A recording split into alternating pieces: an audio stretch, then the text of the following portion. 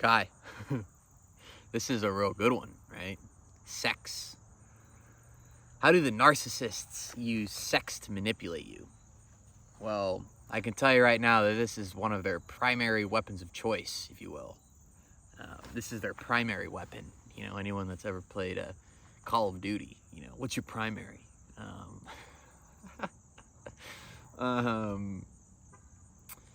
Yeah, this is like one of the main things that those toxic people and narcissists use, and I'll tell you why. Right? Correct me if I'm wrong. Name a toxic relationship that you have been in that sex has not happened very rapidly. I mean, within the first, at the most, a couple of weeks. At the most, if not sooner than that. Why does that happen, right? I mean, not to mention that we just live in a I want it now period of time, you know.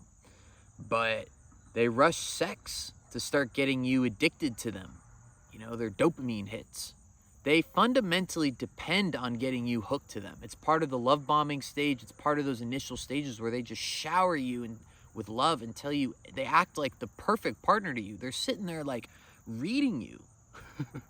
You know, that's how they manipulate you. Like, you know, and a lot of times you don't pick up on it because you're just so desperate for some love yourself. You're willing, you know, you don't really think about it, right? Fill your own cup, you know, solo cup, you know. Been there, you know, God, dozens of times, you know. I don't even know how I'm still standing at this point, you know. Well, grace, that's how. But yeah, that's how they get you hooked, you know. And then then they use that powerful affection and love and those dopamine hits, right? It like starts to, like, you get addicted to it, and then you literally just like you start to overlook everything else, right? Because you're so hooked on this. And then a lot of times you're given just as much, and it's so powerful and intoxicating, and you just never want it to end, and you don't think it will till it does. You know, too good to be true, probably is. And by that point, though, like, you're already hooked and you're addicted. And anytime that you sense an issue, anytime that there's a problem, you know, they just have really, really amazing sex with you. And like, what's, you know, the best, I mean, we've all been there, right? Like, the best type of sex is usually right after a big argument. Why is that? Because, you know, your mind literally is hooked to those highs and lows, right? You're in a low, you're arguing, you're fighting, it's awful, it's toxic, oh my God, I just want to get out of here and all this stuff. And then you have great makeup sex, right? And then it just shoots back up. It makes the dopamine hit, right? And that love that you're so desperate to get from someone else, it hits you so hard. And you know, you're usually having sex with them. God, in the beginning, it's like 3 or 4 times a day. And you're just like, oh my God, like, you know, as a guy, you're like, dude, like, my hardware, like, I don't even think I'm out of juice, you know, I'm out of steam. You know, it's dang, man, like, wow. But yeah. And they're, ironically enough, like, they're really, really good at putting on a show. I'm not saying like all of them. I mean, I don't know. I'm not saying all of them, but at least all the ones I've had, you know, the sex is like amazing. They'll just really, really get you hooked. And it's almost like a theatrical play. You know, when you start to get really aware and start to kind of see through the BS, you know, as you kind of develop your senses a little bit, you know, kind of balance yourself.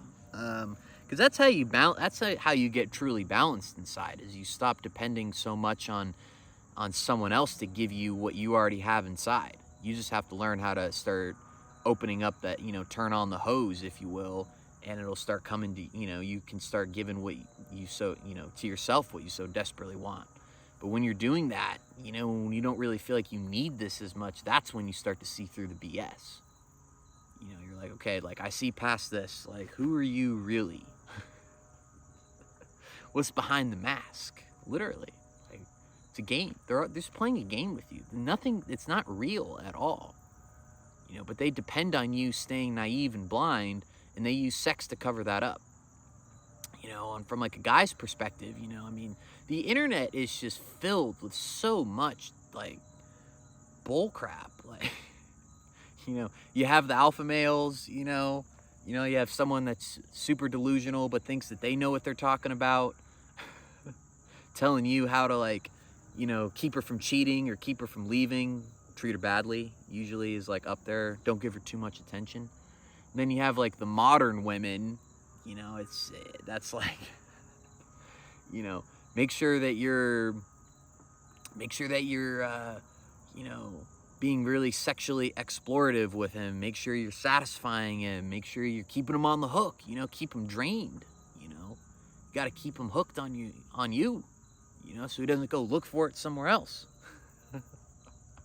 Ironically enough, you get to a point where you realize that, like, if someone is going to leave you or cheat on you, there's really not much you can do about it. They're just going to do it. Yeah, it's rare. I mean, it's there, it's out there, but it's rare to. I mean, it's why most relationships fail these days, right? I mean, most of them just aren't meant to last forever. Some of them do. And if you're lucky enough to have one of those, then that's amazing. But they're not really out there too much. That's why I think it's super important to get to a point where you don't really need this. It's nice to have, but you don't need it. Ironically enough, the universe loves to play the game. God loves to play the game with you, where it gives that to you once you stop wanting it. It's funny, it's a game, and you want it some more, and it, somehow can never hold it down. I gotta hold down my partner, man. I can't let him go. It's like having a bird, outside. You love the bird, but you gotta keep it in the cage. You open that door, it might leave. I don't want to get too off topic, but that's how they use sex, is to, like, get you hooked. It's like a drug. They get you hooked, and anytime that there's an issue or a concern that you have, they'll just, have sex with you. Physical pleasure. It's a powerful drug. It's a powerful thing.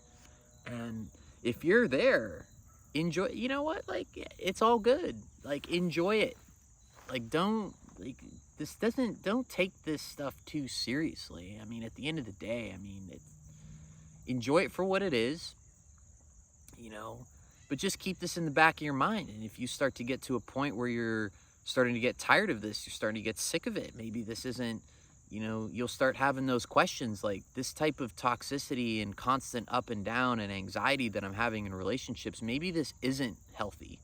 Maybe this is a childhood, maybe I'm just reliving how I was raised, my childhood wounds and insecurities, and this is just what I'm used to, and this is why I'm in these situations, because it's familiar. Hopefully you start asking yourselves those questions. Is this truly healthy? And if you think it is still, then if you're there at that point, then cool. Like, do that. Keep doing it. Don't let them manipulate you, though. Just keep it in the back of your mind. Because eventually that sex will start to dry up, and they'll start to manipulate you even harder in other ways. Hopefully you can get out before it's too late. The longer you stay in, the harder it is to get out. So, all right, everyone, have a great day.